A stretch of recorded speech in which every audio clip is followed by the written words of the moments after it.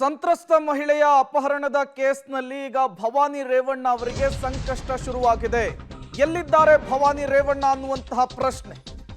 ಬೆಂಗಳೂರಿನಲ್ಲೂ ಇಲ್ಲ, ಹೊಳೆನರಸೀಪುರದಲ್ಲೂ ಕೂಡ ಇಲ್ಲ. ಹಾಗಾದ್ರೆ ಭವಾನಿ ರೇವಣ್ಣ ಇರೋದೆಲ್ಲಿ? ಮೇ 8ರಿಂದ ನಾಪತ್ತೆಯಾಗಿದ್ದಾರೆ ಭವಾನಿ ರೇವಣ್ಣ ಅವರು. ಯಾರ ಕೈಗೂ ಸಿಕ್ತಿಲ್ಲ.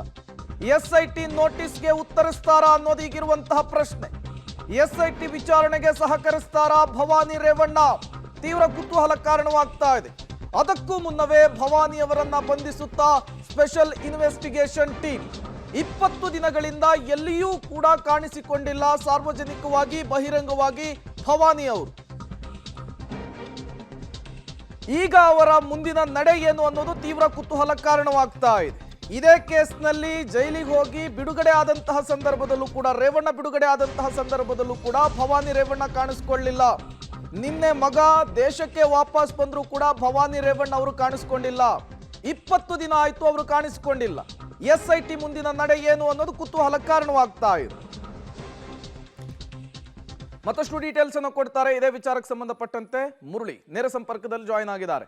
ಮುರಳಿ, 20 ದಿನಗಳಿಂದ ಎಲ್ಲಿಯೂ ಕೂಡ ಕಾಣಿಸ್ಕೊಳ್ತಾ ಇಲ್ಲ ಭವಾನಿ ರೇವಣ್ಣ ಅವರು. ಸಹಜವಾಗಿ ಅವರಿಗೆ ಬಂಧನದ ಭೀತಿ ಕಾಡ್ತಾ ಇತ್ತು ಅನ್ನೋದು ಮೇಲ್ನೋಟ ಗೊತ್ತಾಗ್ತಾ ಇದೆ. ಈ ಸಂದರ್ಭದಲ್ಲಿ ಎಸ್ಐಟಿ ಒಂದು ನೋಟಿಸ್ ಅನ್ನು ಕೂಡ ಸರ್ವ್ ಮಾಡಿದೆ.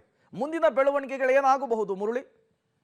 ಖಂಡಿತ ಪ್ರೇಮ್, ಯಾಕಂದರೆ ಪ್ರಮುಖವಾಗಿ ಮೇ 8ನೇ ತಾರೀಕು ಚನ್ನರಾಯಪಟ್ಟಣದ ಶಾಸಕರು ಮತ್ತು ಒಂದಷ್ಟು ಸಂಗಡಿಗರು ಅಂದರೆ ಹಾಸನದ JDSನ ಮುಖಂಡರೇನಿದ್ರು ಅವರೆಲ್ಲರೂ ಕೂಡ ಹೋಗಿ ಭವಾನಿ ರೇವಣ್ಣ ಅವ್ರನ್ನ ಭೇಟಿ ಮಾಡುವಂಥ ಪ್ರಯತ್ನಗಳನ್ನು ಮಾಡಿದರು. ಆ ಸಂದರ್ಭದಲ್ಲಿ ಬಹಿರಂಗವಾಗಿ ಕಾಣಿಸ್ಕೊಂಡದನ್ನ ಹೊರತುಪಡಿಸಿ ಇದುವರೆಗೂ ಕೂಡ ಭವಾನಿ ರೇವಣ್ಣವ್ರು ಎಲ್ಲಿದ್ದಾರೆ, ಏನು ಮಾಡ್ತಾ ಇದ್ದಾರೆ, ಜೊತೆಗೆ ಅವರು ಯಾರ ಮನೆಯಲ್ಲಿದ್ದಾರೆ, ಜೊತೆಗೆ ಅವ್ರಿಗೆ ಸಹಾಯವನ್ನು ಯಾರು ಮಾಡ್ತಾ ಇದ್ದಾರೆ, ಇದು ಯಾವುದೂ ಕೂಡ ಏನು ಪತ್ತೆ ಆಗಿಲ್ಲ.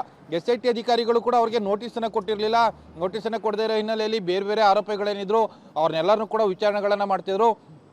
ಆದರೆ ಭವಾನಿ ರೇವಣ್ಣ ಅವ್ರಿಗೆ ಒಂದು ಕ್ಲಾರಿಫಿಕೇಶನ್ ಇತ್ತು, ನಾನು ಈ ಪ್ರಕರಣದಲ್ಲಿ ಆರೋಪಿ ಆಗ್ತೀನಿ, ನನ್ನನ್ನು ಕೂಡ SIT ಅಧಿಕಾರಿಗಳು ಬಂಧನಕ್ಕೆ ಒಳಪಡಿಸ್ತಾರೆ ಅಂತೇಳಿ ಮಾಹಿತಿಗಳು ಇತ್ತು ಅನಿಸುತ್ತೆ.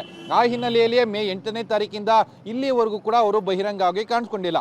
ಆದರೆ ಮೇ 15ನೇ ತಾರೀಕು ಅಂದರೆ SITಯ ಮುಖ್ಯಸ್ಥರಾದಂಥ BK ಸಿಂಗ್ ಅವರಿಗೆ ಒಂದು ಪತ್ರವನ್ನು ಬರೆದಿರ್ತಾರೆ.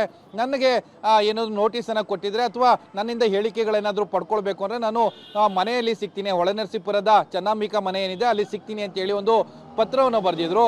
ಆ ಪತ್ರವನ್ನು ಬರೆದ ಬಳಿಕ ಅದನ್ನೇ ಅಸ್ತ್ರವಾಗಿ ಇಟ್ಟುಕೊಂಡು ಈಗ SIT ಅಧಿಕಾರಿಗಳು ನೆನೆ ನೋಟಿಸನ್ನು ಕೊಟ್ಟಿದ್ದಾರೆ.